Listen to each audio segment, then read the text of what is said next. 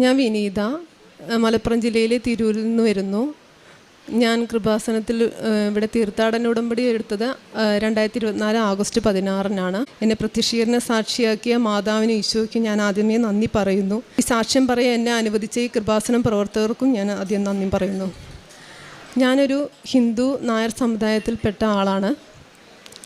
അപ്പോൾ എനിക്ക് ഈശോയെ 5ാം ക്ലാസ് മുതൽ അറിയാം. കാരണം എൻ്റെ ഫ്രണ്ട്സൊക്കെ ക്രിസ്ത്യൻ ആയതുകൊണ്ട് അവരിങ്ങനെ പറഞ്ഞറിയാം. അപ്പോൾ തന്നെ പരീക്ഷകൾക്കൊക്കെ പോകുമ്പോൾ യേശുവേ സ്തോത്രം, യേശുവേ നന്ദി അങ്ങനെ പറയാറുണ്ടായിരുന്നു. പിന്നെ 10ാം ക്ലാസ്സിൽ ഒരു ഫ്രണ്ട് ഒരു പ്രാർത്ഥന നൽകിയത് ഞാൻ 10ാം ക്ലാസ്സിൽ ഓരോ മണിക്കൂർ ഇടവിട്ട് ചൊല്ലാറുണ്ടായിരുന്നു. അങ്ങനെ എനിക്ക് SLCക്ക് നമ്മൾ പ്രതീക്ഷിച്ചതിനേക്കാൾ വളരെ അധികം വലിയൊരു മാർക്ക് കിട്ടുകയുണ്ടായി. ഇതൊക്കെ എൻ്റെ ആദ്യത്തെ ഈശോയുടെ അനുഭവമാണ്. പിന്നീട് കോളേജിൽ പഠിക്കുമ്പോഴും ഞാൻ കുർബാന കാണാനൊക്കെ പോകുമായിരുന്നു. എല്ലാ ഞായറാഴ്ചയും കുർബാന കാണാൻ പോകുമായിരുന്നു. അത് കഴിഞ്ഞതിന് ശേഷം, കല്യാണം കഴിഞ്ഞതിന് ശേഷം പിന്നെ ഈശോയിലേക്ക് അങ്ങനെ പ്രാർത്ഥിക്കാനുള്ള സാഹചര്യം ഒന്നും ഉണ്ടായിരുന്നില്ല. പിന്നീട് ഇപ്പം ഞാൻ ഒരു അസിസ്റ്റൻറ്റ് എഞ്ചിനീയറായി ഗവൺമെൻറ് ഡിപ്പാർട്ട്മെൻറ്റിൽ വർക്ക് ചെയ്യുകയാണ്. അപ്പോൾ എനിക്ക് പ്രൊമോഷൻ ലഭിച്ചു അസിസ്റ്റൻറ്റ് എഞ്ചിനീയറായിട്ട്.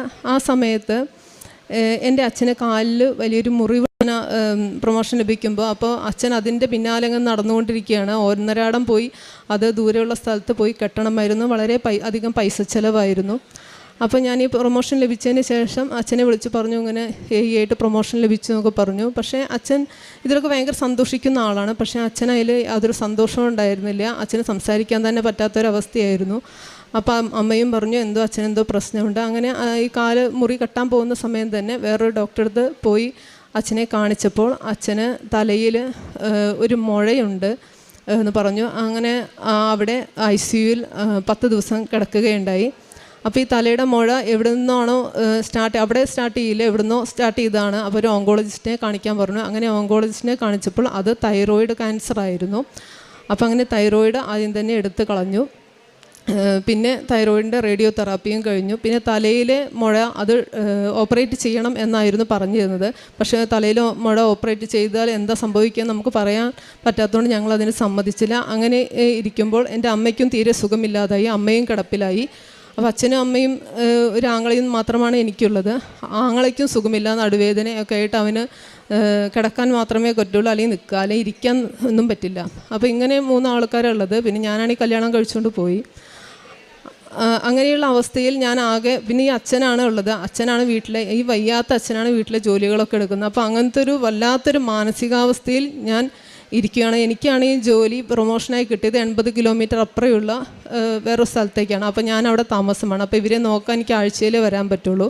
അപ്പോൾ ഞാൻ ആഴ്ചയിൽ വന്ന് ഞാൻ ജോലി സ്ഥലത്തേക്ക് റെയിൽവേ സ്റ്റേഷനിൽ ഇരിക്കുകയാണ്. വളരെ വിഷമിച്ചാണ് ഇരിക്കുന്നത്. ഇനി എങ്ങനെയായിരിക്കും ഇനി ഭാവി ഒന്നും എനിക്കറിയില്ല. ആ ഒരു അവസ്ഥയിൽ ഒരു ചേച്ചി എനിക്ക് ഒരു പത്രം തന്നു. അപ്പോൾ അത് കൃപാസനം പത്രമായിരുന്നു. അപ്പോൾ ഇതെന്താ സംഭവം, ഞാൻ കൃപാസനം ആദ്യമായിട്ട് കാണുകയാണ്. അപ്പോൾ ഞാനത് വായിച്ചു നോക്കി. നമ്മളെ മാനസികാവസ്ഥയും വളരെ വിഷമമായിരുന്നു. അപ്പോൾ ഞാൻ നോക്കിയപ്പോൾ നമ്മളെപ്പോലെയുള്ള അവസ്ഥയിലൂടെ കടന്നു പോകുന്ന കുറേ പേര് ഇവിടെ വന്നിട്ട് അവർക്കുണ്ടായ അനുഭവങ്ങളാണ് അതിൽ എഴുതിയിട്ടുണ്ടായിരുന്നത്. അപ്പോൾ എനിക്കും യാതൊരു നിവൃത്തിയില്ല, വേറെ ഡോക്ടർമാരുടെ ഒന്നും ആശ്രയമില്ല, ഒന്നും ശരിയാവുന്നില്ല. അപ്പോൾ എനിക്കും ഇങ്ങോട്ട് കൃപാസനത്തിലേക്ക് വരണമെന്ന് തോന്നി. ആ ചേച്ചിയോട് ഞാൻ ഇതിനെക്കുറിച്ച് ഡീറ്റെയിൽ ആയിട്ട് അന്വേഷിച്ചു. അവരുടെ ഫോൺ നമ്പർ വാങ്ങിച്ചു. പക്ഷേ ഞാനൊരു ഹിന്ദു ആയത് കാരണം എന്നാൽ എനിക്കിപ്പോൾ ഈ ആലപ്പുഴയിലേക്ക് വളരെ ദൂരമുണ്ടല്ലോ അവിടെ നിന്ന് ഇങ്ങോട്ട് വരാനായിട്ട്. അപ്പോൾ അത് വീട്ടിൽ നിന്ന് സമ്മതിക്കാതെ പറ്റില്ല.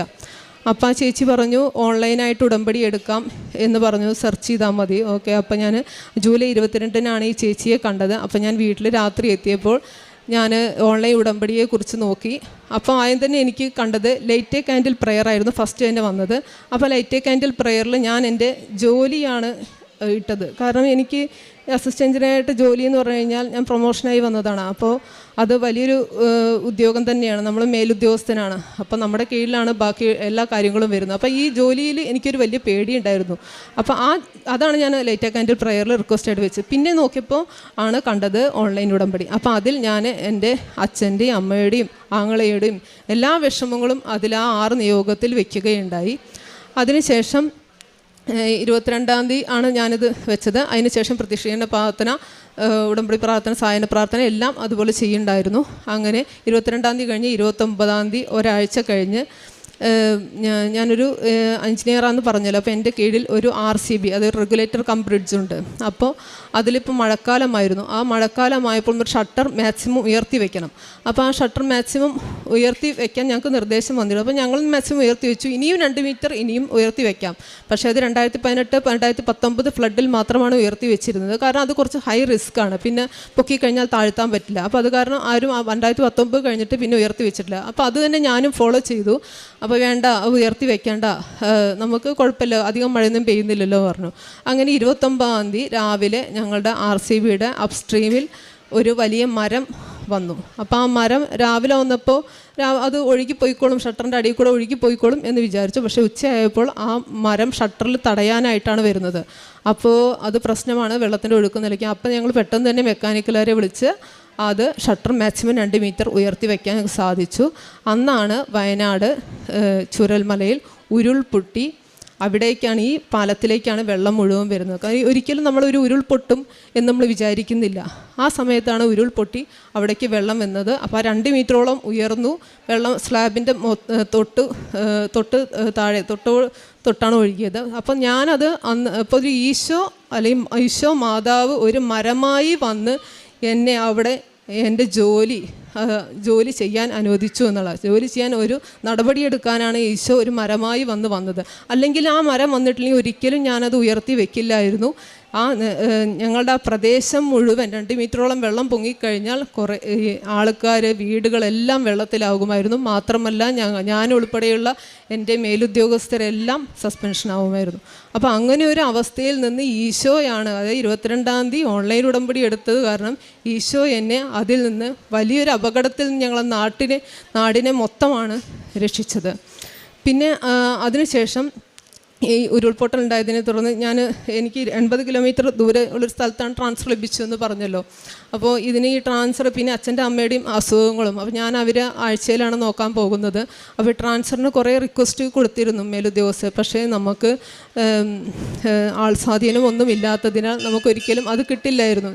അപ്പോൾ ഞാൻ ചോദിച്ച സ്ഥലത്തേക്കൊക്കെ വേറെ ആൾക്കാരെ പോസ്റ്റ് ചെയ്യുകയായിരുന്നു ചെയ്തത്. പക്ഷേ ഈ ഉരുൾപൊട്ടൽ ഉണ്ടായത് കാരണം ഞങ്ങൾ ഉന്നത ഉദ്യോഗസ്ഥൻ ഞങ്ങളുടെ ഓഫീസിലേക്ക് വരികയും, വേറൊരു മീറ്റിങ്ങിനായിട്ട് വന്നതാണ്, ഓഫീസിലേക്ക് വന്നു. കാരണം അവരെ കാണാൻ പോകാൻ എനിക്ക് സമയം ഉണ്ടായിരുന്നില്ല തിരുവനന്തപുരത്തേക്കൊന്നും. പക്ഷേ അവരിങ്ങോട്ട് വന്നു. ആ മീറ്റിങ്ങോ കഴിഞ്ഞതിന് ശേഷം എന്നോട് ഇങ്ങോട്ട് ചോദിച്ചു, വിനീതയുടെ വീട് എവിടെയാണ്, ട്രാൻസ്ഫറിൻ്റെ റിക്വസ്റ്റ് കൊടുത്തിട്ടുണ്ടോ എന്ന്. അപ്പോൾ ഞാൻ പറഞ്ഞു റിക്വസ്റ്റ് കൊടുത്തിട്ടുണ്ട്. ഓക്കെ, അപ്പോൾ എങ്ങോട്ടാണ് ചോദിച്ചപ്പോൾ ഞാൻ വീടിൻ്റെ അടുത്തേക്ക് കിട്ടിയാൽ നന്നായിരുന്നു പറഞ്ഞു. അപ്പോൾ തന്നെ ആ സാറ് തിരുവനന്തപുരത്തേക്ക് വിളിച്ചിട്ട് എനിക്ക് സൂട്ടബിളായ സ്ഥലത്തേക്ക് പോസ്റ്റ് ചെയ്യാൻ സാറ് അങ്ങോട്ട് വിളിച്ചു പറഞ്ഞു. ഞാനൊരിക്കലും റിക്വസ്റ്റ് ചെയ്തിട്ടില്ല. ഞാൻ റിക്വസ്റ്റ് ചെയ്ത് പോയപ്പോൾ എനിക്ക് കിട്ടിയിട്ടുമില്ല. പക്ഷേ മാതാവായിട്ട് സാറിനെ കൊണ്ട് എന്നോട് ചോദിപ്പിച്ചു. ഞാനിങ്ങനെ കുറേ സാക്ഷ്യം ഇങ്ങനെ കേട്ടിട്ടുണ്ടായിരുന്നു. ഇതൊക്കെ അതേപോലെ തന്നെയാണ് എനിക്ക് സംഭവിച്ചത്. ഇങ്ങനെ ഇരിക്കുമ്പോൾ അപ്പോൾ ഇതും കൂടി ആയപ്പോൾ എനിക്ക് ട്രാൻസ്ഫർ കിട്ടുമായിരിക്കും. പക്ഷേ എന്നാലും രാഷ്ട്രീയ സ്വാധീനം കൊണ്ട് ചിലപ്പോൾ അത് പോവാം.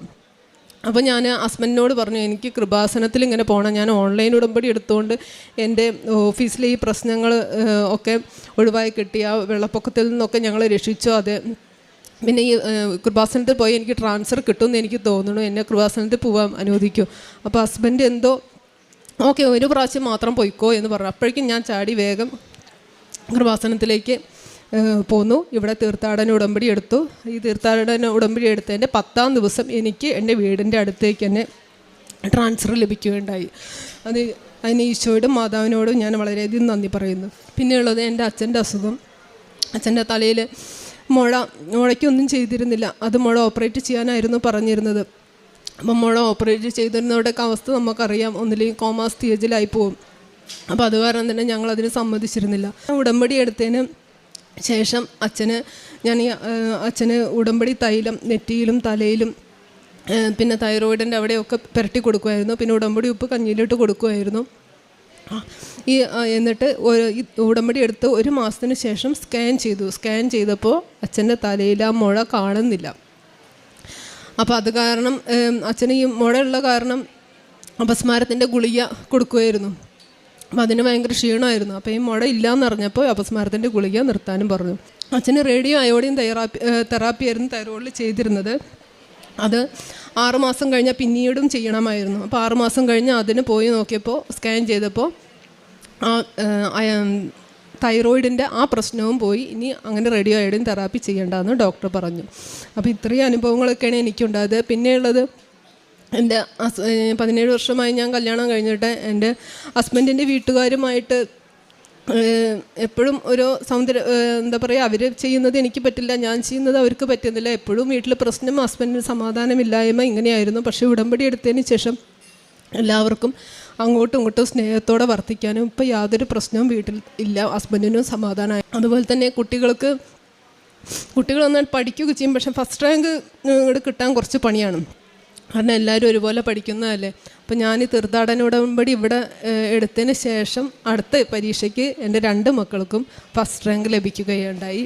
പിന്നെ കാരുണ്യ പ്രവർത്തനങ്ങൾ ഞാൻ ചെയ്തിട്ടുള്ളത്, എൻ്റെ ഒരു ഫ്രണ്ടിന് ക്യാൻസറാണ്.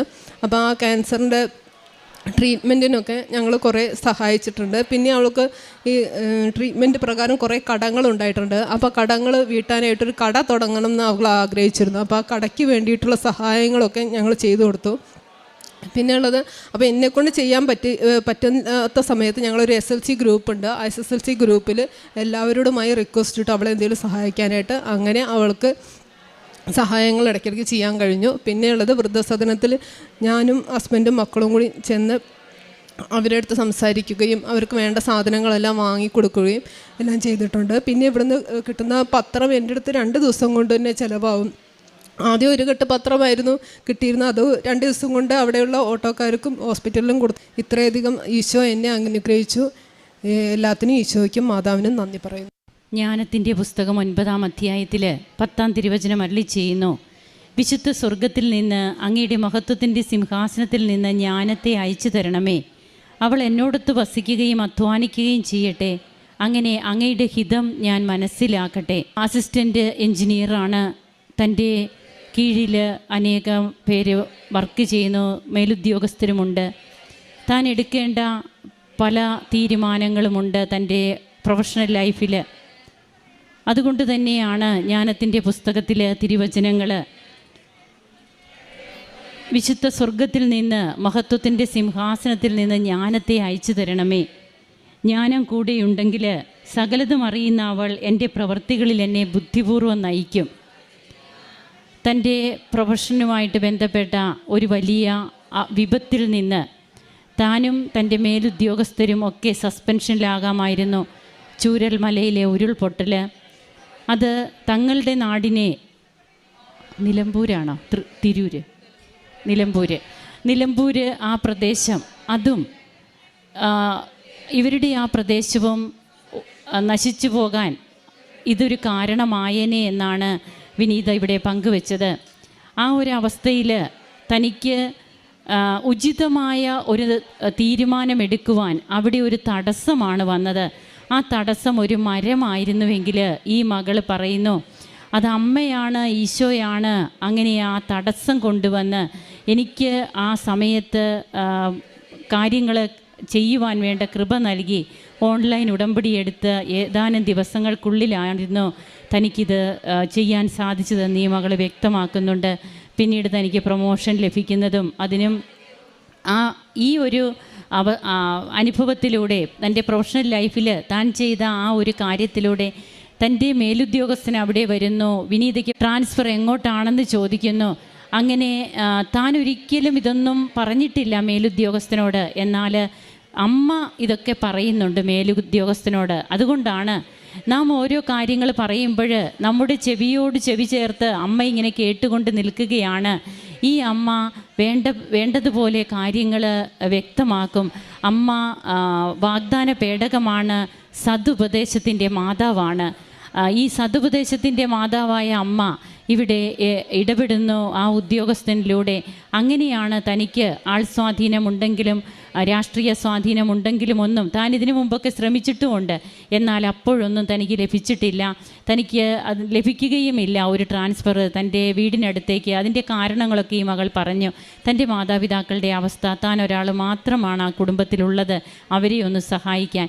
ഈ അവസ്ഥയിൽ അവിടെ അമ്മ ഇടപെടുന്നു. അങ്ങനെ തനിക്ക് ഏറ്റവും അടുത്ത സ്ഥലത്തേക്ക് തനിക്ക് പ്രൊമോഷനോടുകൂടി ട്രാൻസ്ഫർ തനിക്ക് ലഭിച്ചു.